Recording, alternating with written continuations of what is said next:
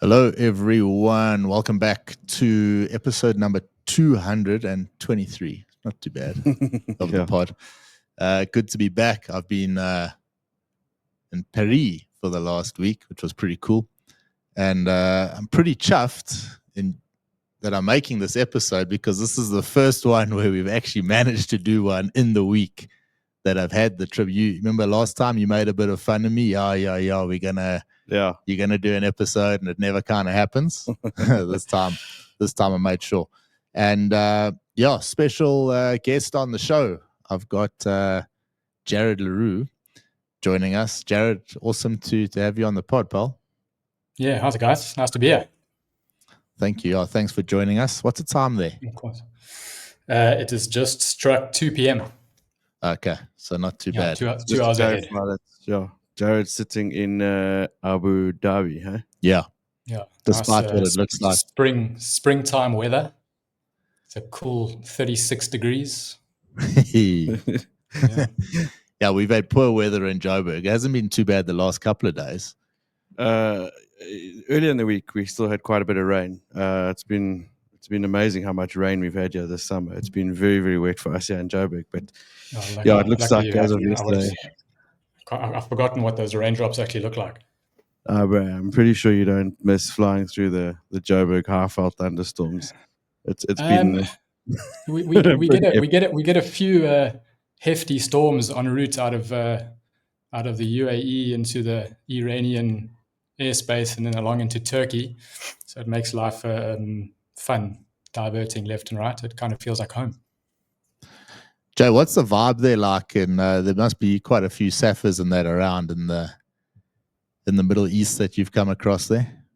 Yeah, Brian, it's like a home away from home, to be honest. You got to be careful, even trying to speak a bit of Afrikaans to your wife or to your friends, to maybe say a few things that you don't want anyone to hear. You can't do that here anymore because every third person that walks past you is someone that's immigrated from. It feels like Johannesburg International, you know. Jay, is it the same in Abu Dhabi as they say Dubai is? I was listening to something yesterday where they said apparently Dubai is made up of 80% expats. I think statistically the UAE is pretty much 85% expats. I would say a large majority of South Africans, a large majority of Irish, Australians, lots of English. It's like a rugby championship, Tri-Nations all mixed. Rugby championship, Six Nations mixed into one here. Shucks, man. So you got to contend with the Aussies as well. It's easy when we're winning. Isn't everything? But exactly. one of the main reasons we got you on is to chat about the Flightline Logbook. We've had you on before. We've chatted about it. And what's kind of cool with the story, and I'm sure you'll agree, and this is where I want to start the conversation. When you started this, I don't think you knew that you would end up where you are right now, and knowing all the challenges that you've had to go through and all the difficulties, you probably wouldn't have even done this thing had you known. And I'm sure lots of these things crop up. And that story, obviously, I think a lot of people face similar things, or I know for a fact they face similar things. But just take us through. I mean, obviously, you came up with the idea for the Flightline Logbook. First of all, at the time, and even today, you're still challenging guys that still go and use the normal paper stuff. Ryan being one. Negative. And obviously, you're competing as well with a lot of mainstream digital logbooks out there. So there were lots of things you could have done. Why the logbook? Just to go back to what you said in the beginning, Brian, knowing exactly what I know now, I probably would still do it all over again. But I would probably get a little bit of mental help and preparation in the beginning. I don't know how much profanity I can say on the podcast, to be honest, but go wild. Well, strap in. Building an app is, for lack of a better word, very hard, very, very hard. I mean, just to go back to how this whole thing started, it was a bit of an organic process, to be honest. It was born out of frustration, firstly with using paper logbooks, and it was born out of frustration that I couldn't get things done simply. And it was a story that started a long time ago. It was probably now, I would say, close to 5, maybe close to 6 years ago, actually. I was flying a Jetstream 41 for an airline back in South Africa, and I think I was flying down to Sishen at the time, and the aircraft went technical in Sishen.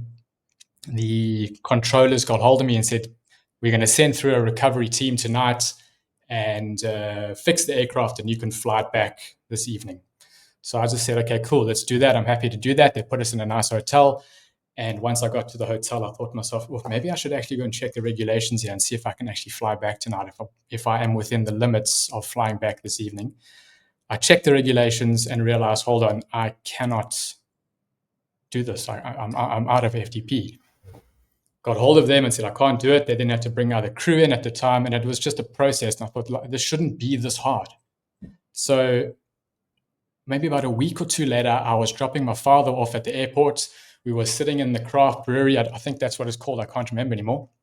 And I said to him, listen, I've got an idea. I'm using a paper logbook. I'm also trying to use electronic logbooks.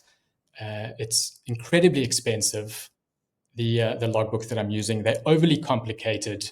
The trial period is, 10 hours of flying or 2 weeks of flying. You don't have enough time to test out the application, and then you've got to fork out an exorbitant amount of cash to buy this logbook that you're not even completely sure you're going to enjoy. I said, and secondly, I want to create something as well that if something happens out of the norm, which in aviation, as a pilots and cabin crew and everyone who's involved in aviation knows, that things shit happens, and it happens a lot. And I want to make a decision quickly. So we decided in the craft brewery that we scribbled down on a piece of paper, I think it was a little napkin, an idea to start an FTP application. And that just grew, and it kept on growing into what we know now as Flightline. We knew we needed to now get a logbook if we're going to start working out FTP. And that puts us to where we are now, 5-6 years later. So you see, all good ideas do start over a cold beer. Been telling you all the time. No. Not all good ideas. Most good ideas. Yeah, that's. I think it was that one beer that made me think that we would get this app up and running in a month's time. That was the biggest reality check that I've had to date. Well, I had a similar conversation with Ryan when we first started the pod. I said, but let's do a sort of a news-based podcast, but let's make it easy. Like, let's not spend any money. We'll just come in and we'll chat about the news, and then it'll be easy, quick on our way. Yeah, not spend any money is the biggest lie we tell ourselves when it comes to starting something like this, isn't it? Yeah, it's almost impossible, and it becomes like it actually becomes a member of your family. It's like having a child, because if you don't give it the attention and that it needs, you're gonna have issues later on. So you've done a great job up to now. I know, because we've spoken a lot and you've been sort of honest throughout the industry. Obviously, there were challenges at the beginning, and all of us in any business, any startup, us with the pod, all the guys that have gone in to do something difficult like you have come up with these issues, but it's how you tackle them and how you actually got through it. Any sort of major issue that stands out that you have managed to sort of fix, that you now feel maybe the light is at the end of the tunnel? Yeah, Brian. I mean, I think the biggest thing for me was the infrastructure around the application had to be sound, and we struggled for a long time with the server hosting of this application. Like I said to my wife, home is where the heart is, but it's not where our server is anymore. We've taken the server out of South Africa. We couldn't really deal anymore with load shedding. it was just causing havoc. And sometimes the app would go down, and then we would have to get a hold of, I don't know if I can say the name on here, but it rhymes with AfriHost. And it was just a nightmare to get this application sort of booted up and running. So we've forked out a bit of extra cash. We've done a lot of in-depth research, and we've now got the application hosted on some servers in Texas. And it's just been smooth sailing and made such a difference just with the running of the application. Is just fantastic now. So one little tweak, and it's obviously made a difference. So that's great. It's made a difference, yeah. That's good to hear, Jay. Can you run us through? Most pilots we familiar with digital logbooks. Can you just run us through your interface there and why you think it's a good bet for the likes of myself and Ryan that want the easiest, most effective way to log? Well, I mean, you've just explained it yourself there, and that was the biggest thing for me, is that, when I was using other logbooks or when I was writing on paper, firstly, you would have to keep your logbook in a safe space. And for someone like myself or a lot of pilots out there at the moment, you kind of moving around the world from job to job and hopefully finding yourself in your career airline. But while that's sort of happening, you're kind of hopping from this place to hopping to that place. And you've got to keep your paper logbook safe, which firstly is a real pain. And then secondly, for any of the other electronic logbooks that I was trying out and using, it was most of the time overly complicated, overly expensive for features that you probably would never use. And I just designed this application or Flightline with simplicity as its North Star. It was it's the fundamentals of Flightline. You have a, what do you call it, a single scroll mentality.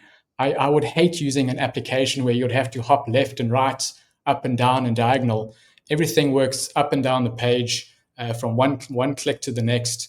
And I wanted it to be an application where a pilot could pop in at Woolies, grab a coffee with one hand, and en route to the briefing room could fill out their logbook on the other hand. That was generally the basis of how this application was built. Jade, would you say that the complexity side of things, is that where the not the excuse to charge extra, but obviously the more complex the app is, the more it costs, blah blah blah. But a lot of these apps, like you say, they're awesome, but they got 99% of the stuff you're not going to use, and obviously you're paying for that other 99%. It's not like you're getting it for free because you're not using it. Yeah, so that's what I realized. I mean, it's like I said, it's been a process for myself and my team. We've been figuring it out along the way. And we've realized the more you add, the more you have to pay. And it's not because you just want more money. It's because, unfortunately, the technical side costs a lot of cash, and you've got to cover those costs. So we trying to make this logbook the best logbook at an affordable price, as simple as that. Yeah. Quick question there, Jay. If someone's been using one of the other electronic logbooks for quite some time already, and they decide to move across to Flightline, how easy is it to take the existing information from the other logbook and import it into Flightline so that you can continue using it? Oh, it's simple, Ryan. I mean, and it's only going to get simpler with the features that we're going to keep adding on. Right now, you can do it two ways. You either can load a profile. You can add the aircraft that are currently on your license and in your current logbook. You then edit your previous experience, and that is your basis. You start then logging your flights from that basis of all the previous experience that you've loaded. Or if you want to have all your flights in your logbook, you just email us a CSV file from whatever logbook you're currently using, and we upload that file into your account. It'll take maybe a week or two. It's a lot of data. In a lot of cases, some of the guys are loading logbooks with 10, 15,000 hours. So it does take a little bit of time to sift, and sometimes there's a bit of coding from another logbook that might have a few errors. So we sort that out and we put it in for you. Okay, that's pretty cool. So it's not like you have to completely end one and start start a new one. It is easy No, enough. no, and we're looking at a few things as well, Ryan, with the fact that we want to make it also a logbook where you can load it yourself. That's in the process, and I'm a firm believer of AI. So we're going to start integrating a bit of AI into this logbook as well, where you can possibly bring in your paper logbook with a few clicks of a button. Sorry, Jay, just explain to Ryan what AI is. I'm not sure he's. I'll send you a link on ChatGPT, right? 100%. That sounds exciting, because those are the exact pain points that we all come across. Jay, from a summary perspective as well, I assume it does your standard your 12-month summary you need for your IF renewal and all that stuff. Yeah, absolutely. Like I said, that in the beginning, this app was born fairly organically and out of frustration. And another frustration that I witnessed from other pilots at the time, I think it was 2019, where there was a mass exodus to Hong Kong and a mass exodus to Emirates. And I would watch the crew in the cruise trying to get their hours for the last 12 months, or get their hours on 20-ton and above aircraft, etc., etc. And after a 4-sector day, they were still searching and scouring the pages of their logbook. So this was one of the reasons, and one of the big pain points that we had to cover, was to make sure that the summaries were easily accessible and easy to use. Just going through your website here, Jay. So it's flightlinepro.io. It's a very, very cool site, and even your website, you've got a nice easy layout here. Now, we've spoken about the simplicity of it. That obviously taps into pilots are looking for simplicity, but the biggest thing that pilot would be after, any guy that's sitting with their logbook now and Log 10 Pro, as an example, is sleeping at night relatively nicely, knowing that their data that they have on there is safe, or at least assume that their data is nice and safe.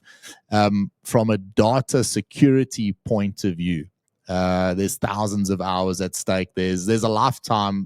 A pilot's logbook is his proof of work. How does Flightline ensure that you've got your robust data protection set up with necessary backups? And what can you say to give trust to any new potential users out there? Yeah, Brian, I mean, as a pilot myself, I'm very possessive over my logbook. I mean, generally your logbook, you can think of it as your career in numbers.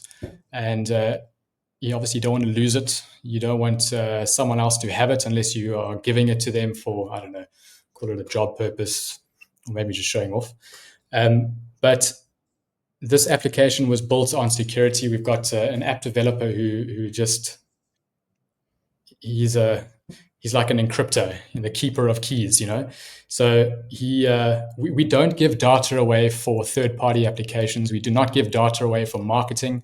The only data that we use is for to make the app better. And we can't see your password. Passwords are hashed. If you want to get access to your password, it's a token-based situation.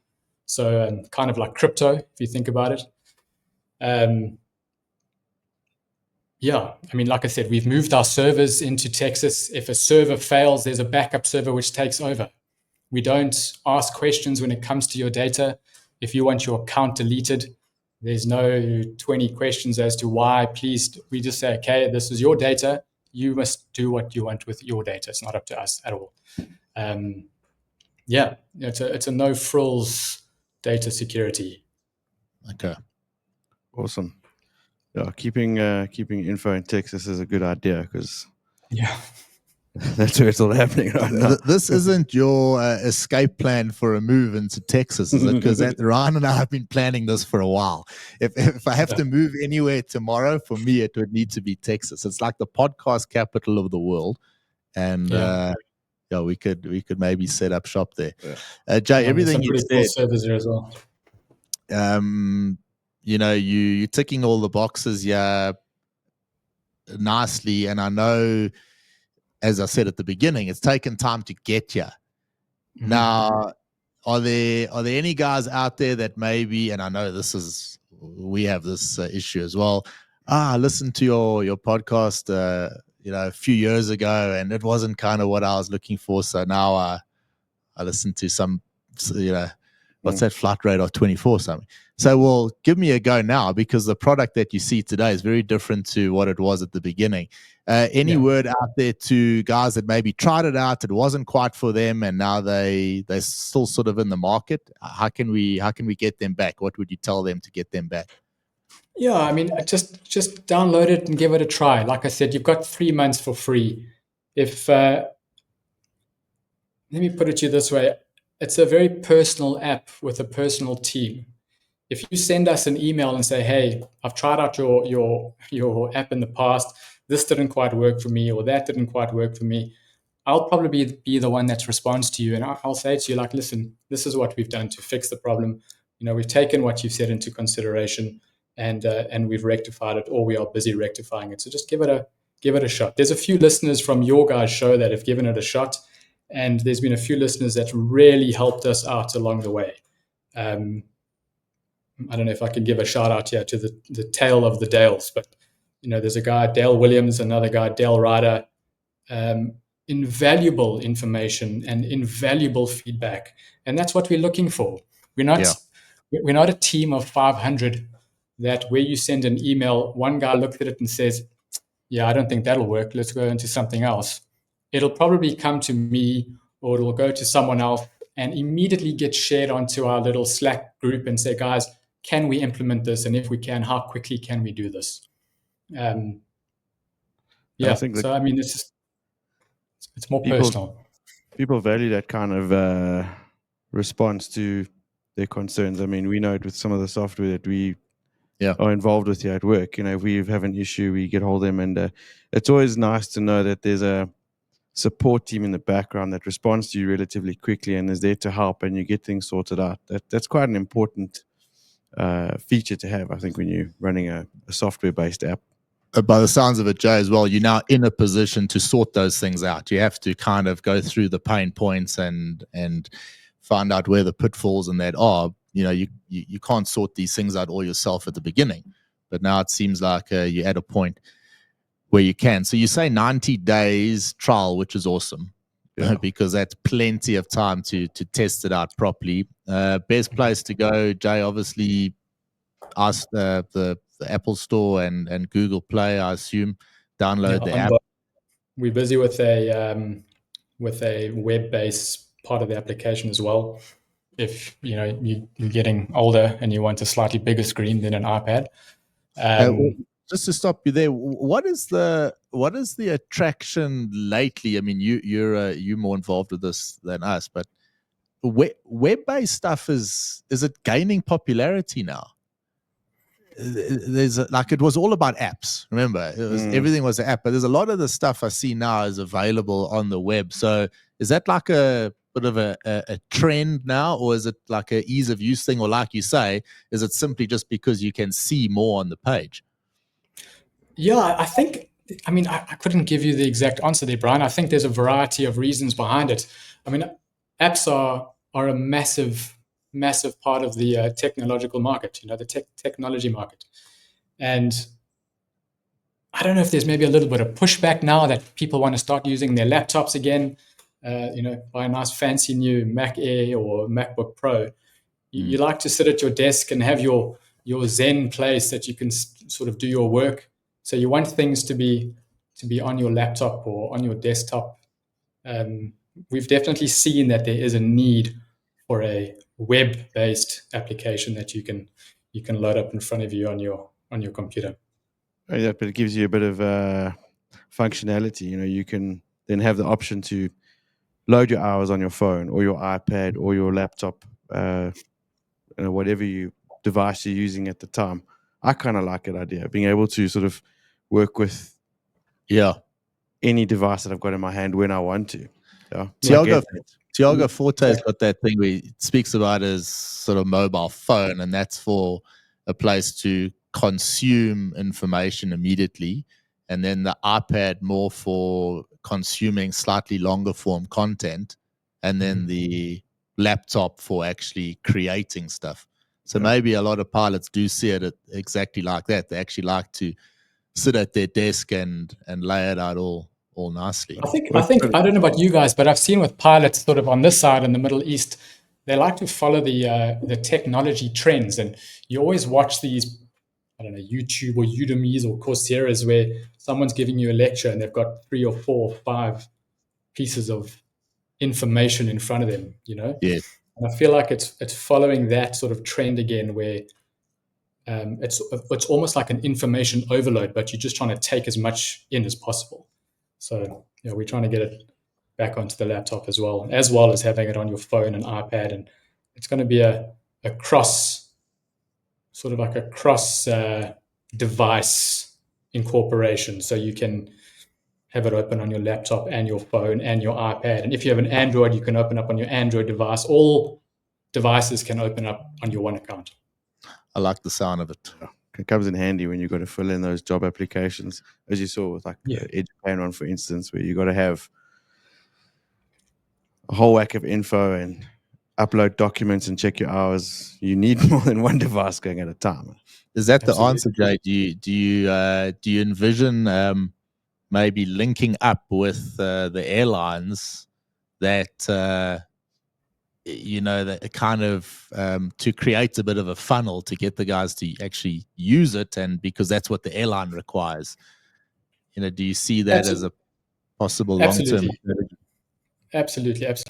It's I mean, just to go back to your 90 days, just the reasoning why we did that before we get to the airlines was we wanted to give student pilots a chance to use a electronic logbook for the entire PPL for free. And generally, if you're doing PPL training part-time, maybe a little bit more than part-time, it'll take you 3 months plus minus. Yeah. So we wanted that to be the case, to give student pilots, young pilots that don't want to spend a lot of cash in the beginning, a chance to use it for free, and then they can decide from there where they wanted to go. But coming back to your question now with regards to the airline situation, absolutely, we're not closed to business on any idea. We just want to make sure that we have the best possible application if that sort of situation comes knocking. I like what you're saying, Joe. It's funny when you speak to someone that is passionate. I hate using the word passion because it takes more than passion to actually do something.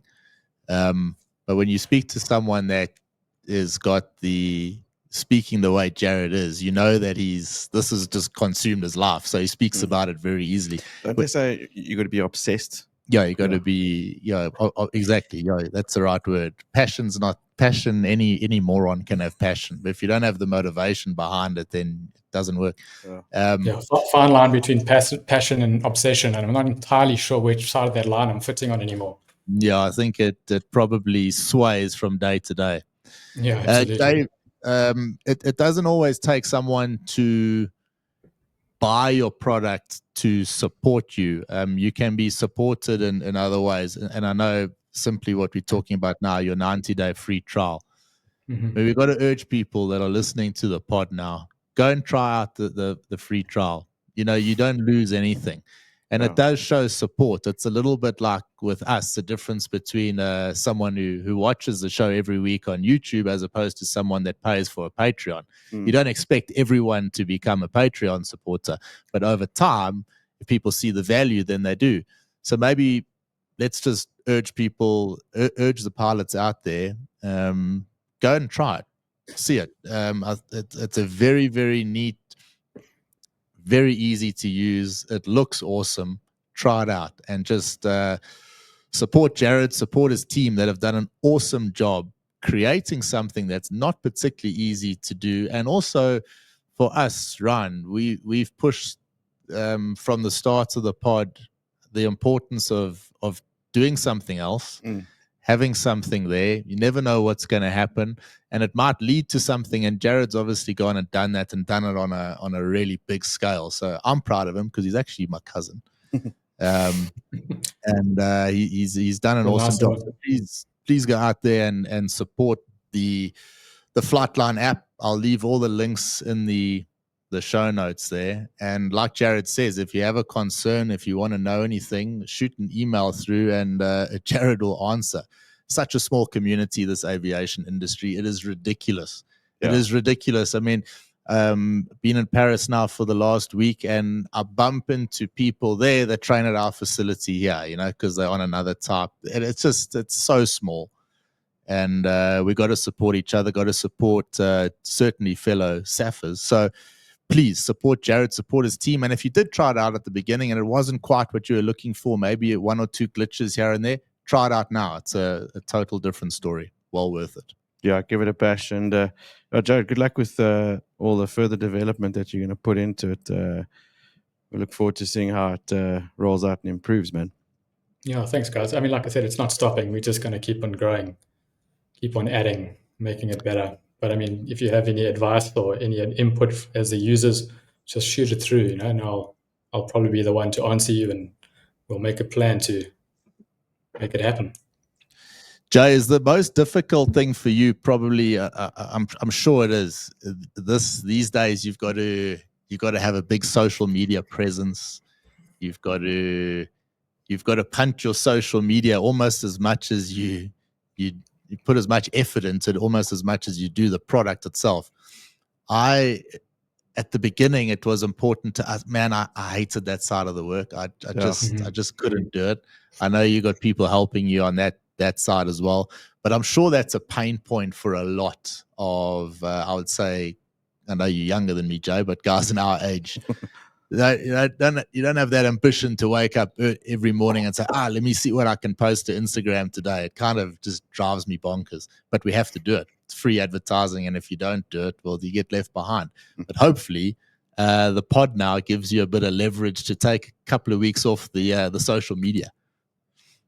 Absolutely. I mean, I think I might have done it the wrong way around. I sort of built an application, and now I'm trying to sort of punt the social media. And marketing gurus nowadays sort of say, pump your self-promotion first, build up a personal brand, and then go into the business side. And yeah, I think for now, luckily my wife, she's very good at social media, so she's helping me out a lot.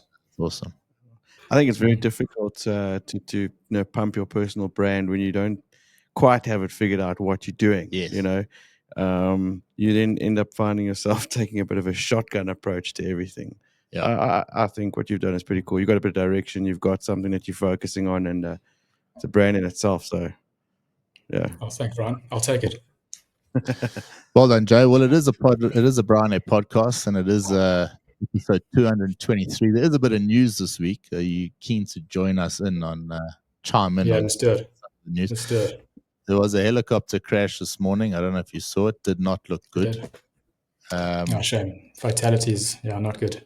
Not good. Yeah, Hudson River near New York. All 6 passengers on board, including 3 children, died in the incident. The helicopter was believed to be a tour charter. Witnesses report seeing parts of the helicopter fall off. There's a video that sucks. Plane crash, helicopter crash videos just suck, and they come out so fast. How do these things get captured? Jeez, I mean, man. it is literally someone taking a video of every single there's aircraft or helicopter in the air right now. There's nothing that escapes any camera these days. It's just cameras everywhere. So it's crazy. Yeah, didn't look good. See, there was another American Airlines CRJ 900 and an Embraer 175 that high-fived each other on the apron. Oh, again. At Reagan National Airport CRJ's yesterday. having a bad run of it, eh? Yes. Eh? Yeah, CRJ pilots, eh? Yeah.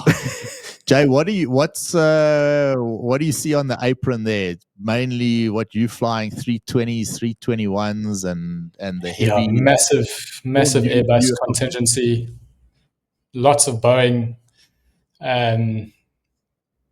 We fly up a lot into Eastern Europe, so a lot of Illusions, all sorts, but not many ERJs, not many CRJs, just mainly the Boeings and the Airbuses.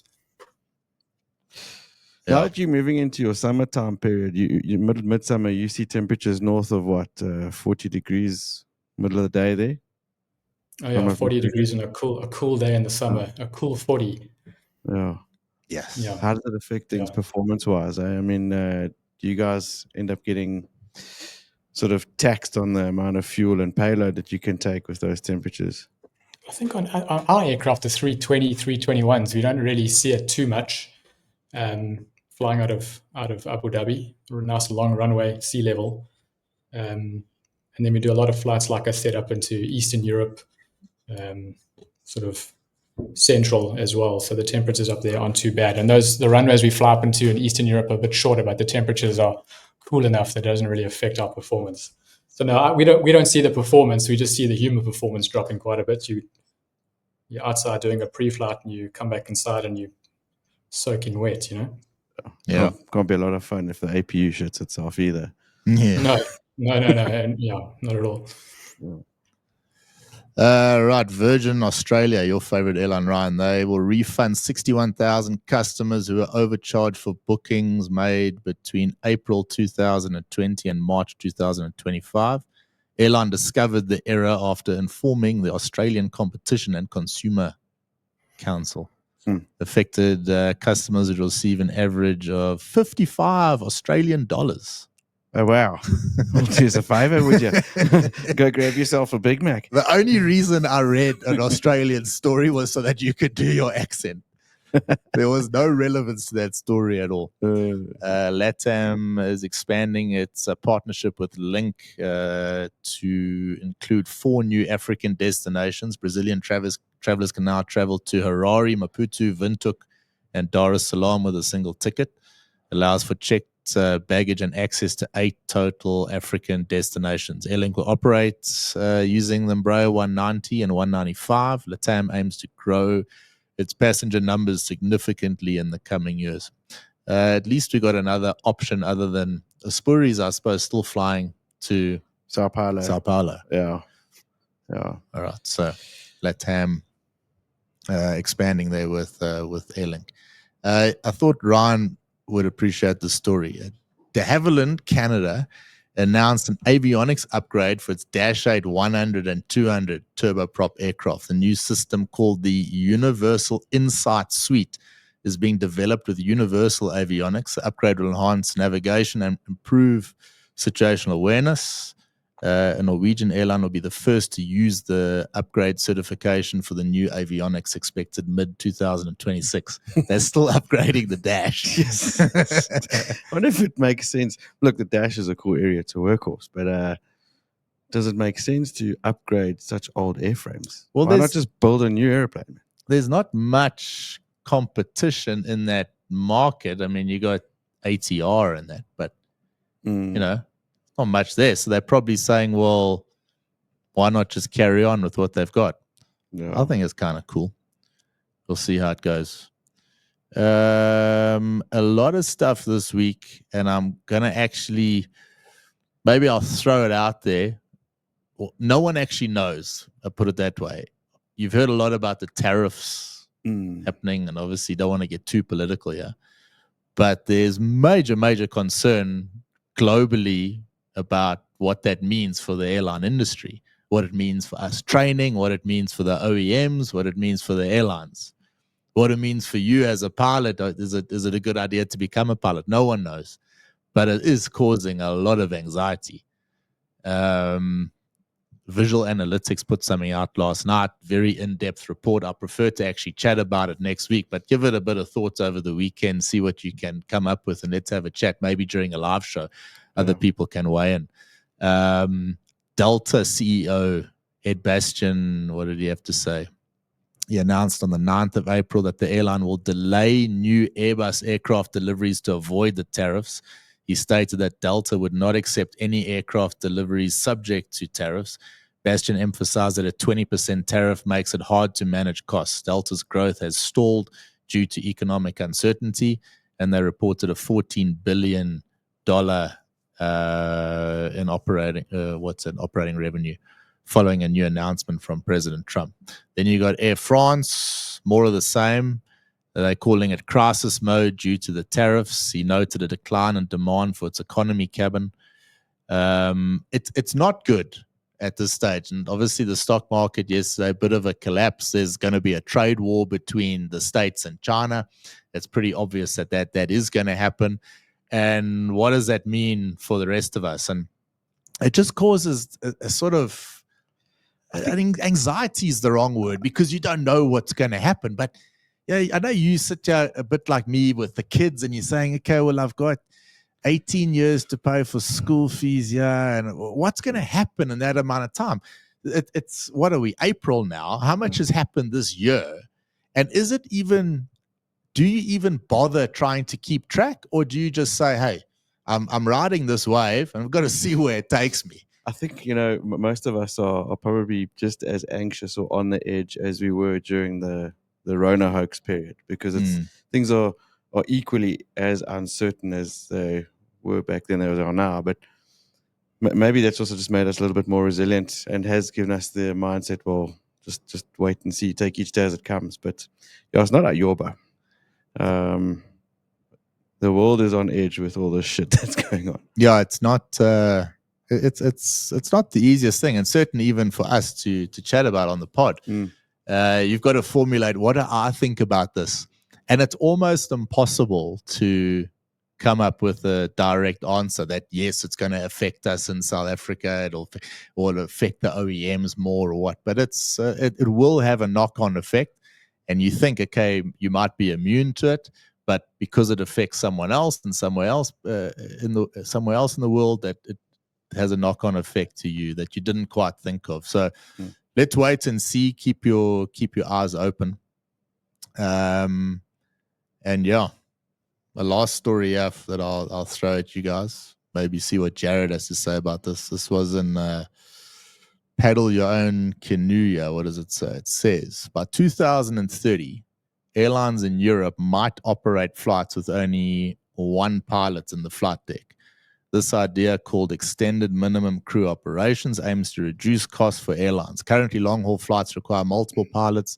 Regulators are exploring the practicality of this plan, including potential challenges like a pilot needing a restroom break.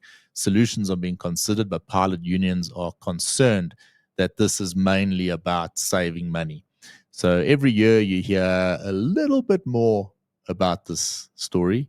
No doubt it'll pop up a few more times. There is a sort of a group that's been launched. I forget the name now. Stays with something to do with two pilots. But what's your take, Jay? Do you think you've been bombing around in a 320 for a while? Can you fly it by yourself? Oh yeah, you can definitely fly it by yourself. It's just when the proverbial poo hits the fan.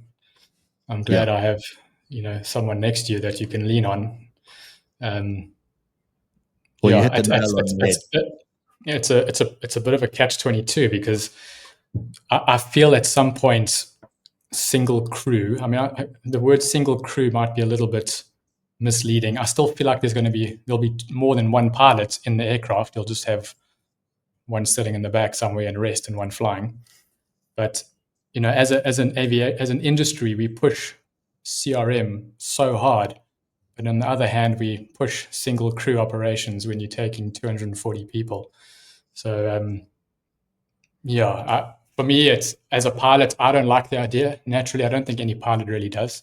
No. Firstly, from a point of boredom, I like to have a little conversation here and a little conversation there.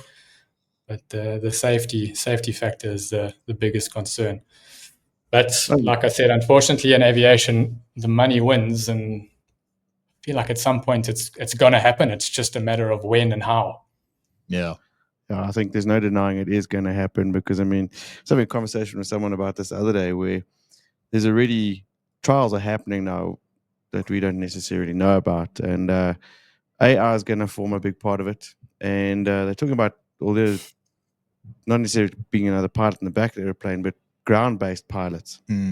So, yeah, it's definitely going to happen. That's the next thing. But Are you a pilot? Yeah, I'm ground-based. yeah, I'm a ground-based pilot. Like, You and I are ground-based Yeah. pilots. We better not talk too loud. yeah. It's like drone pilots. But the I won't say anything because we're going to try and get across to the drone logbook side. So I love you. I love you all. Don't exclude that market. Drone pilots are taken seriously. I mean, they even have to do dangerous goods and CRM and all that stuff as well. What was that about a money-making scheme? Makes you a real pilot. But just going back to like the single crew thing, the suckiest part is if you're going on a night stop, you know, it's always cool to have a crew with it. You know, you're going to stop somewhere cool, like, I don't know, Croatia or wherever the places that you guys night stop at, Jay. It's nice to be able to go out and have a decent chow and a couple of beers with a good crew, you know? Does that still happen, Jay? On a night stop and that is it? I mean, I suppose it's different when you're flying for a domestic airline. You're all from the same place, same sort of culture. Let's go out and grab a beer. Does that happen when you're flying with lots of different? Absolutely, yeah, no, for sure. You kind of stick together as a team. It's great. It's nice to mingle with the different cultures. Yeah, it's been one of the pleasurable sides of it. It's good to hear. Jay, do you watch UFC at all? I do. There's a little bit. There's some good UFC this weekend. You're not flying on Sunday morning, are you? I don't know. I'm hoping to catch the UFC this time. Yeah, and the Formula One. Paddy Pimblett are you flying? Okay. Paddy Pimblett's up against Michael Chandler. That's excellent. So Pimblett's from Liverpool, and Chandler's one of the more old school guys. Pimblett's up and coming. Is going to be a really, really good fight. That is the pre-flights, and then the main flight, Diego Lopez taking on Alexander Volkanovski, which is the hotshot young gun and Lopez, and Volkanovski getting on a bit now. And if Volkanovski loses this one, that'll probably be it for him. Really? So he's been at the top for so long, but he's lost a few in a row now, and he's taken this one with the youngster in the hope that he can take him out and possibly get another shot at the title. But if they don't, then it kind of that's it. That's the main card, eh? That's the main card. Your career is so short in this. So yeah, that's this weekend. It'll be the main card, which is not the main fight, will start around 5 o'clock in the morning on Sunday. The main fight normally about 7 o'clock, but highly recommend you try and catch at least the two before the main fight. Will be really, really good. 100%. It's been awesome having you, Jay. Just some housekeeping as well. For those of you that did notice, we had a bit of an issue on the sound in the last couple of episodes. Think we've sorted it out. Again, I need feedback. If you do notice that the sound was poor, let me know. But it should be right. We're using some slightly newer software so we can broadcast live, and you needed to change one or two settings that I didn't know about. And then listening back, you kind of, what the hell's going on here? And it really pisses you off when you do a podcast, or I'm sure, Jay, even, you create something and then you look at it and what the hell happened? Yeah. It just wasn't perfect. The product wasn't perfect, and it just like bites you until such time you can correct it. So I've been waiting to do this flipping episode so that we can sort the sound out. But thanks, Jay. Thanks for joining us, and go support. Thanks, guys. Go support the Flightline app. It's well worth it. Just try it. 3 months free. Just give it a go. Yeah, just download it and let us know what you think. Thanks, Paul. Absolutely. Guys, thanks a lot, Jay. It was good to see and chat to you again. Good luck with everything. Thanks, guys. We'll touch base again soon, man. Yeah, chat to you go soon. outside and get a bit of sun. Enjoy. Bye for now. Back to